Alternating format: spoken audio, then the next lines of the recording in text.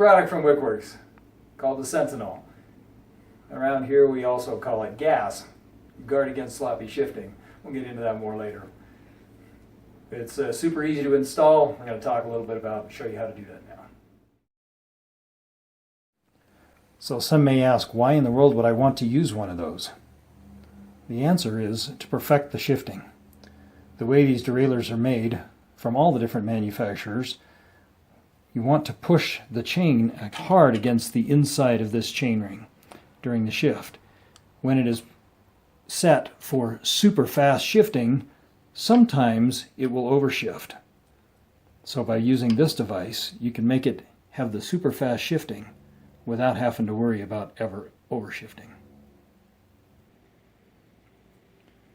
Alright, this is the Sentinel.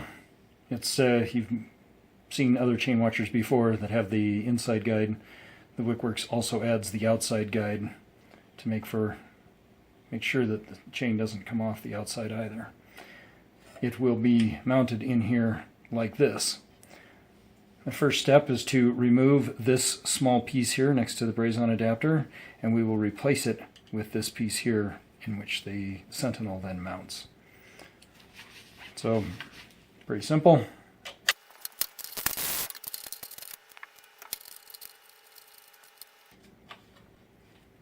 Like that. Then we need to adjust the front derailleur. Now we have the front derailleur all adjusted. We have it now with the new brazen derailleur clamp. This will then be used to mount that.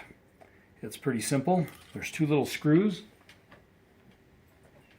and a 2.5mm Allen wrench. Put the little screws in. Always fun working with small parts, little teeny parts. Now there are two bolts there. Those two bolts, neither of them should be tight at this point, and you can see there should be a little bit of motion there. We're going to set by looking down inside, and we want to set the spacing right here of this arm of the Sentinel to the small chainring. Probably the easiest way to do that is to shift it down to the small chainring. Then we move it over. We want just a little bit of space in between there. Hopefully you can sort of see that. And once we get it to where we want it, we're just going to tighten these two little bolts. The final step is to adjust the position of this outside piece. This outside piece is adjusted with these two bolts, and that is best done with the chain in the big ring. So we shift it up. And now we can simply slide this in and out just a little bit.